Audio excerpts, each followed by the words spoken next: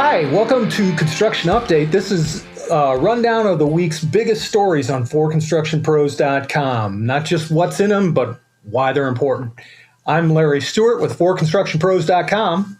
And I'm Kurt Bennick with Equipment Today. Let's start off with number 10. Number 10 was Caterpillar Scott Thomas discussed advancements in articulated dump truck design. This is very important because anybody that's been on a job site realizes the lowest skilled or least skilled person generally ends up in the seat of the articulated dump truck.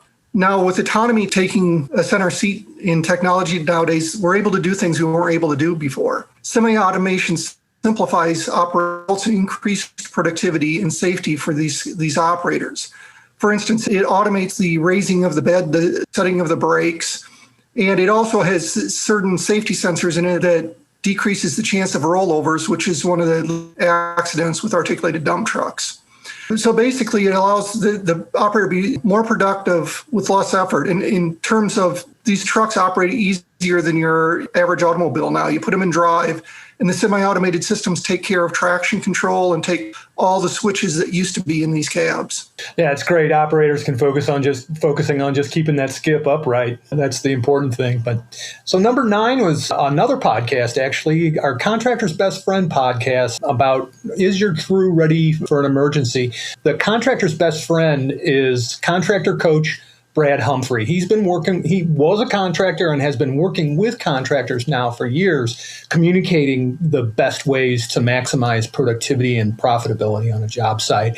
And he sits down and talks with Jason Hurtis, Lonnie Fritz, and Scott Hageman, who are Caterpillar's professionals who specialized in working with contractors on improving construction operations. They're not product guys. They're about construction operations. They did sit down and talk about preparing for job site emergencies so that profitable work can keep going on. Okay, then number 8, Trimble Platform as a Service delivers future-proof access to construction technology. Now, with all the contractors starting to invest in technology, the difficulty in software is, as anyone knows, it rapidly becomes obsolete. New versions are always being superseded. Well, with the Trimble Platform as a Service, contractors have the ability to purchase select hardware and software solutions and continually upgrade to the latest innovations. So they're continually upgrading their software. Another thing about this platform is it allows you to shift the way you expense it. This actually shifts from a capital expense to an operating expense to get automatic upgrades to new versions of the Trimble hardware and software. Yeah, that's amazing. That keeps your balance sheet in a position where you maximize your bonding capacity, and it keeps you completely up to date on technology that's always moving forward. Pretty cool stuff. Our number 7 story was a report on North American Class 8 truck orders. They're up 32,000 units in September, greater surge than was expected. It's the highest total since October as fleets released all the pent-up demand from the depths of the recession. That's one of your stories, isn't it, Kurt? Yes, it is. That's one of the critical things. If you look behind the numbers, because of the COVID crisis, a lot of the truck manufacturing capacity was idled during the initial stages of the COVID crisis, March, April timeframe, actually into June timeframe. But there was a pent-up demand, and that pent-up demand continues, especially it's being driven mostly by the over-the-road sector, the Class 8, basically the logistics market, people moving materials from one place to the other. There's still that pent-up demand, and with the truck manufacturing being taken out of capacity, they're trying to catch up with that demand that was already out there. Initially, that appeared in August when we saw trailer sales spike. Now the tractor sales are starting to catch up with the trailer sales. All right. Number 6 next? Yes, number 6 was Milwaukee Tool discussed the award-winning MX fuel system. What the MX fuel system is, the whole line of tools that are powered by a lithium-ion battery. That's important on today's job site. We're seeing more and more lithium-ion powered tools replacing corded tools. And the whole idea behind the MX fuel system is you have cutoff saws, breakers, core drills, lighting, power supplies, just to name a few. And they're all powered by one single battery system. So you don't have somebody rifling through the back of the truck, rifling through the job box, looking for what battery belongs to this tool. As long as you can find a battery, it'll fit all the different tools in the MX line. The MX fuel, don't be confused. It's electric fuel. The new OSHA guidance on reporting work-related COVID-19 infections and deaths, that's really important. A little striking because, they're now requiring you report infections and fatalities within 8 hours of, get this, learning that the worker contracted the COVID on the job site. So it's not from the infection or from the death. It's from learning that they contracted it from the job site. Something to look into.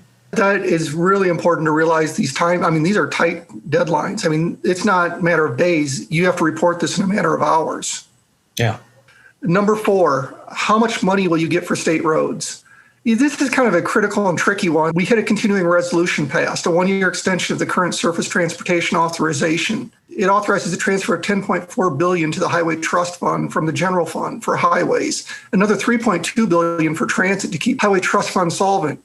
And basically, NAPA has created a table that shows how much money each state will get. The good news is we have a continuing resolution. The bad news is we have a continuing resolution. What we really need is a long-term fix to this problem so that we can do some long-term planning and not stopgap measures. It also includes a little bit on the HEROES Act, which can help offset the impact of COVID pandemic, the economic impact due to the COVID onto the road building sector. Well, number 3 is a sad story. There were 3 killed and another injured in a stairwell collapse at a Houston building. They're working on constructing Marathon Oil's new headquarters, and it's on that campus, a brand new concrete stairwell that collapsed. It's just a real shame how that came out, and I'm really looking forward to finding out what the final results are on that investigation to find out, what caused that. Number 2 was big news by Caterpillar signing an agreement, a $405 million agreement to acquire Weir Oil and Gas.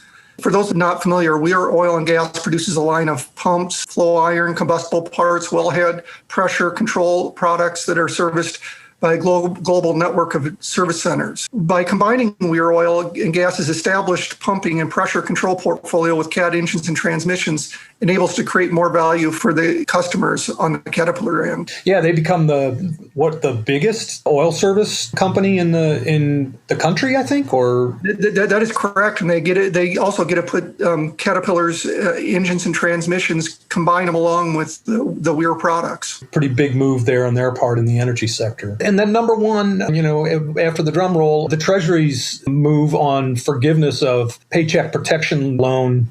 After a lot of complaint from borrowers, they hadn't moved. The terms of the PPP loans have been murky. It all happened very fast. They did an amazing job of getting money out into the market. It really made a big difference in terms of keeping the economy rolling in those really dark sort of April, May timeframe.